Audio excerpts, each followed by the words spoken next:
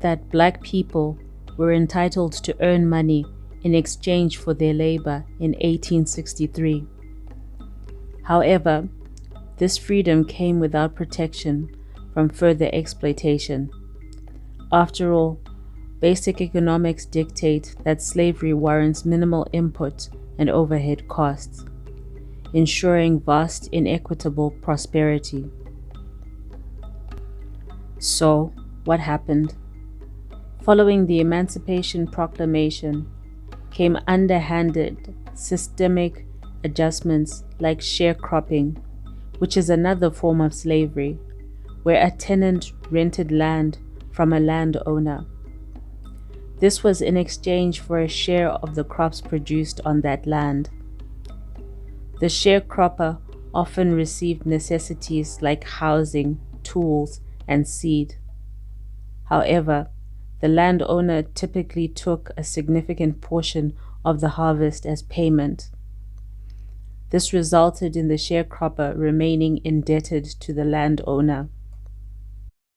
White landowners received exorbitant profits from the black workers, agricultural labor, trapping them in poverty and debt for generations.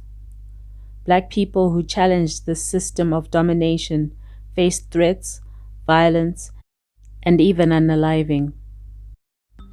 After sharecropping came the Black Codes.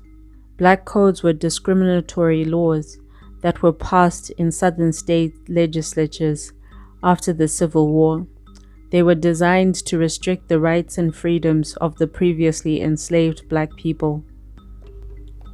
These codes aimed to maintain a system of white supremacy and control over the labor and social status of the formerly enslaved peoples.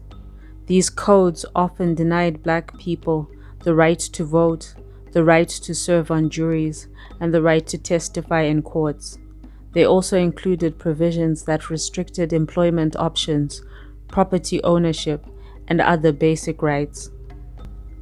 Black codes were yet another form of slavery in that they caused the legally frivolous incarceration of a vast majority of free black men.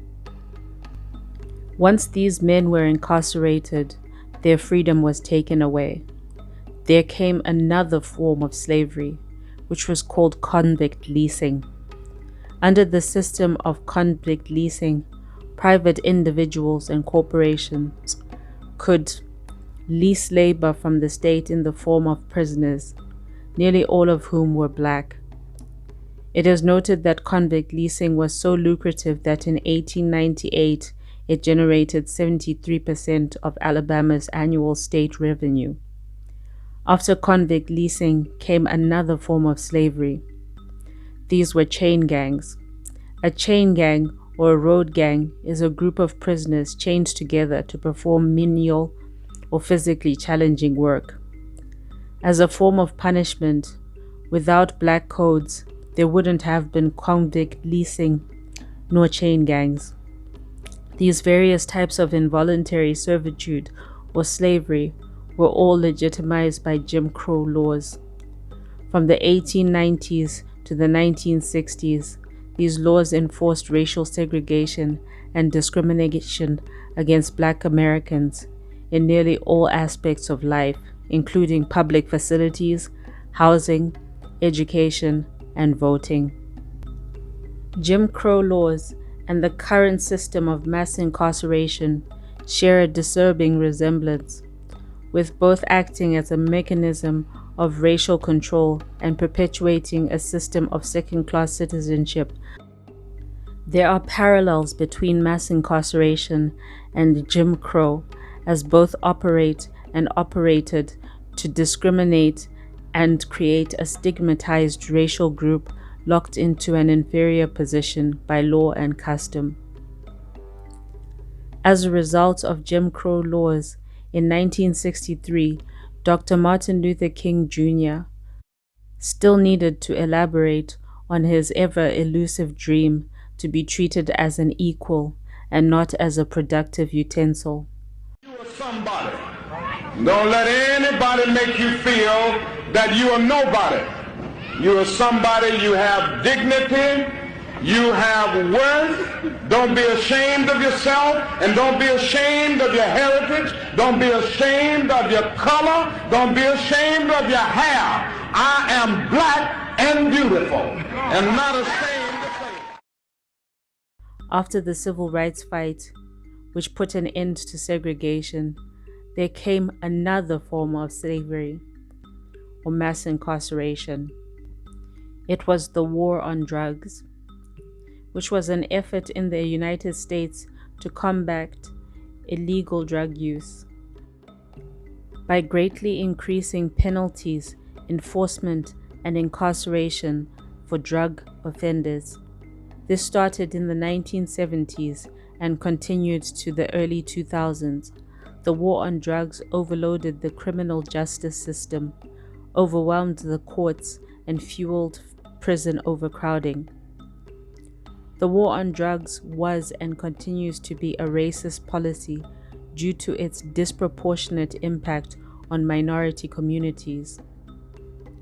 While initially presented as a way to combat drug use, critics claim it's been used as a tool for racial targeting, leading to mass incarceration, particularly of Black and Latino individuals. The war on drugs has been associated with racial profiling in policies such as stop and frisk, policies that target individuals based on their perceived race. The war on drugs also had mandatory minimum sentences, which led to lengthy prison sentences, contributing to mass incarceration that disproportionately affected minority groups. More recently, there has been over-policing that has resulted in police brutality. The absence of diversity and representation in law enforcement and the judiciary has culminated in current aggressive and selective enforcement of laws, coupled with discriminatory sentencing. This has ensured that Black Americans make up a disproportionate majority of convicts for in-profit prisons, which is more state-sanctioned slavery. To summarize the various forms of slavery, first you had blatant slavery, then there was sharecropping, then there was convict leasing and chain gangs, which turned into the war on drugs after segregation, and now there is over-policing and police brutality. American society benefits greatly from free and cheap labor. American society essentially benefits from slavery. Prisoners provide labor that is considered both free and cheap for commercial purposes. In some cases, they are not paid at all, while others are paid extremely low wages, making it cost-effective for businesses. This labor can be used for a variety of tasks, including manufacturing, maintenance, and support services. The average wage for an incarcerated worker in some states is as low as 86 cents per day, with a maximum of $3.50 a day. In some cases, inmates are not paid at all for their labor. Incarcerated workers are excluded from minimum wage laws, overtime protections, the rights to unionize, and workforce safety guarantees. Inmates are used in various industries, including manufacturing of license plates, making of hand sanitizer, and even serving as firefighters. Companies such as McDonald's, Wendy's, Walmart, Starbucks, Sprint, Verizon, Victoria's Secret, Fidelity Investments, JCPenney, American Airlines, and the car rental company Avis use inmates. This allows businesses to cut down on labor costs and increase their profits. There is a lack of transparency, making it difficult to track the extent of the exploitation of prison labor. The profitability of prison labor can incentivize increasing the prison population to have more laborers available, resulting in overpolicing of Black communities. 13% of the population of America identifies as Black or African American, and Black individuals constitute roughly 39% of the total prison population. This is a clear example that the over-policing of certain communities results in their overrepresentation in prison systems. This perpetuates cycles of poverty and criminalization, hindering social mobility and opportunity. Over-policing feeds the prison industrial complex, resulting in free labor or slavery. Briefly, Black people are 7.5 times more likely to be wrongfully convicted of murder than whites. Black people constituted 56% of all death row exonerees and 55% of all wrongful murder convictions, resulting in life imprisonment. Finally, the disproportionate treatment of minorities in the U.S. criminal justice system stems from systemic biases, socioeconomic disparities, racial profiling, and implicit biases. These factors result in higher arrest rates for minorities due to historical injustices and over-policing. Prison labor contributes to the U.S. economy and prison budgets.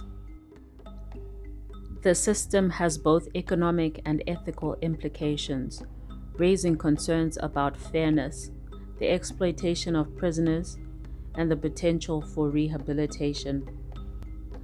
Incarcerated workers provide services valued at $9 billion annually and produce over $2 billion worth in goods.